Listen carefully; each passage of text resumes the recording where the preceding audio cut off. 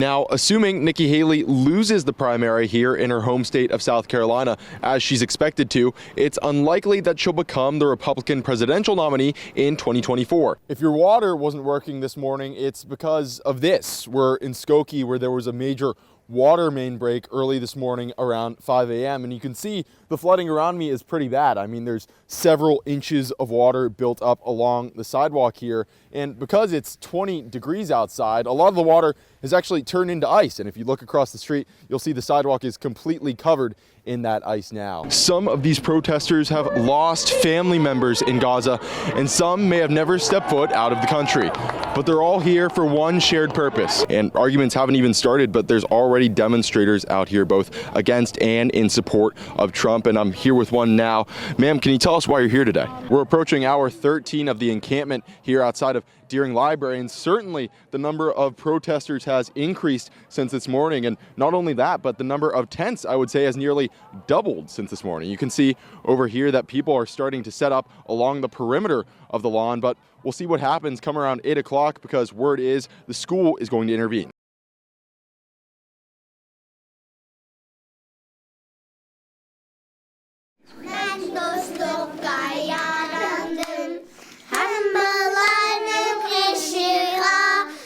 The Anna Care and Education Uyghur School in Fairfax, Virginia, is the biggest of its kind in the United States. At that time, my younger brother was reaching the age of 4 or 5, where he should be starting to learn Uyghur, and we decided that we should do something about it. Arada and her mother founded the school in 2017 to fill a void in the Uyghur diaspora in Northern Virginia, a community that makes up 1/5 of the entire Uyghur population in the U.S.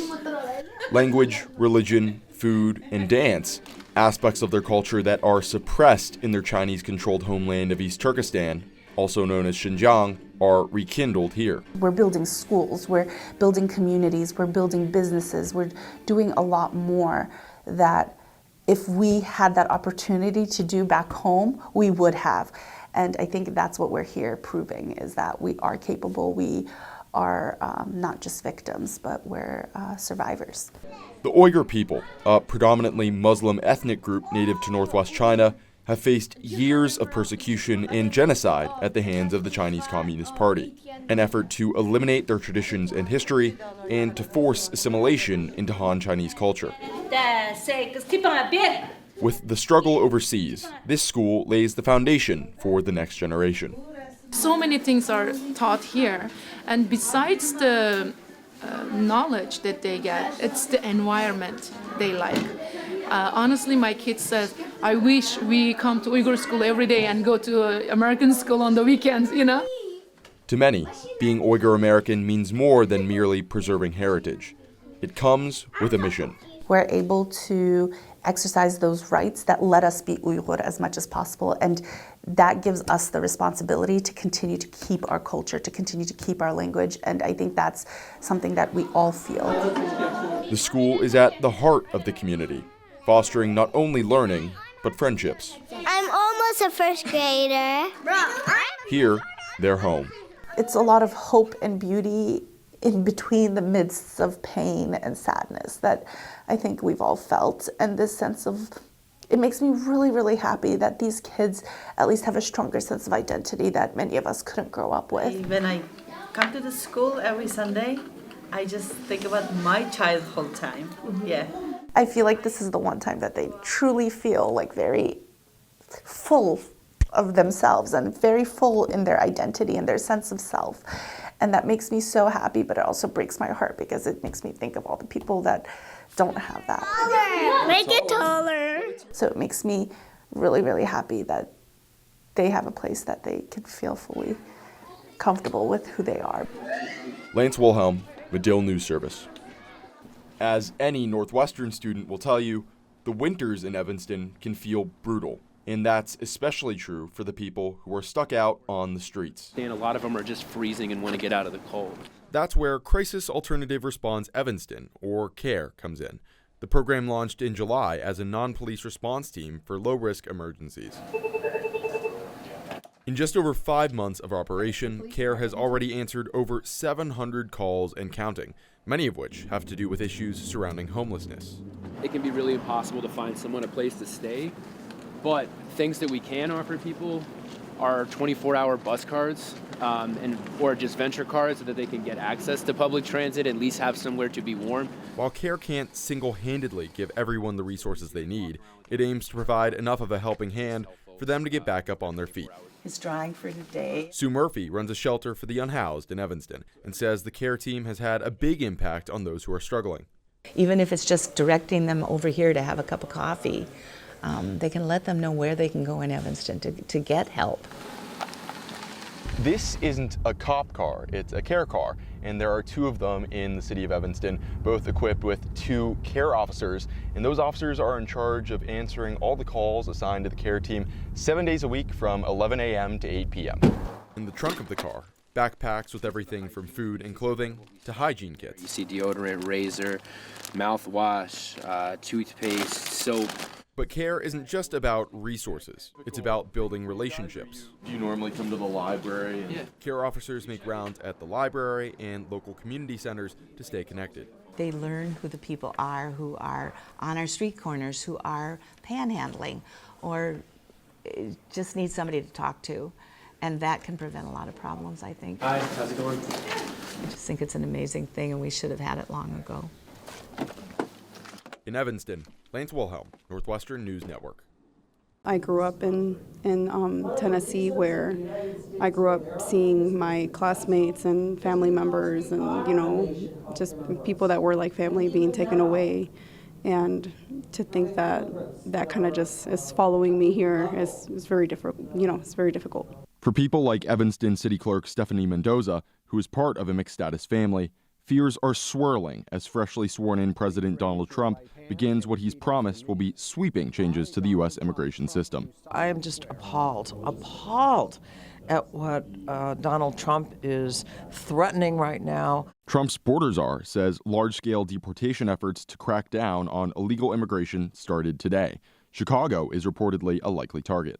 And though the plans are still murky tonight, Evanston officials are taking matters into their own hands. And we will do everything in our power to ensure that you feel welcomed. The city recently updated its Welcoming City Ordinance with language explicitly supporting all residents, regardless of immigration or citizenship status. Our job is to be ready for everything, to be nimble as different attacks come, and to always stand together, right? To be in solidarity, not to let them pick off one group at a time, but to make sure that we understand that we all have to protect each other.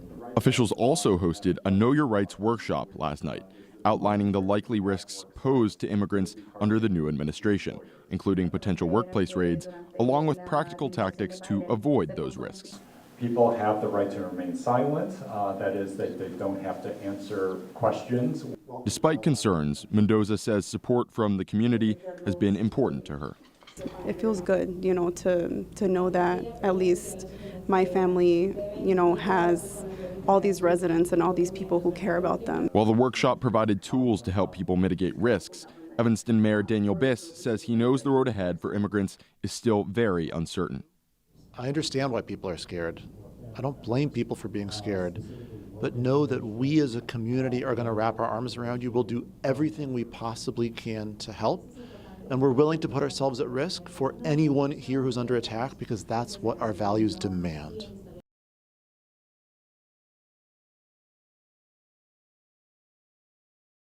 You will not touch our students!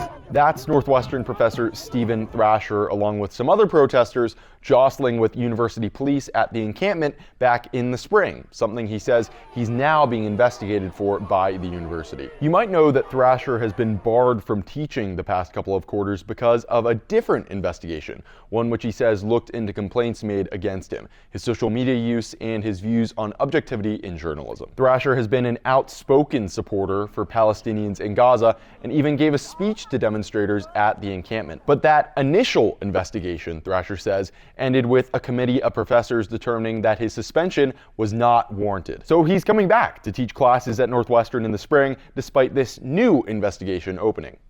This is a political persecution. It's the same thing we argued with the first investigation, that the timing is extremely suspect. This happened 9 months ago. If they were going to investigate me, they should have looked at everything at the same time. We reached out to Northwestern to get their side of the story, but a spokesperson says they can't comment on personal matters. We'll have more on this tonight at 7 on the Northwestern News Report.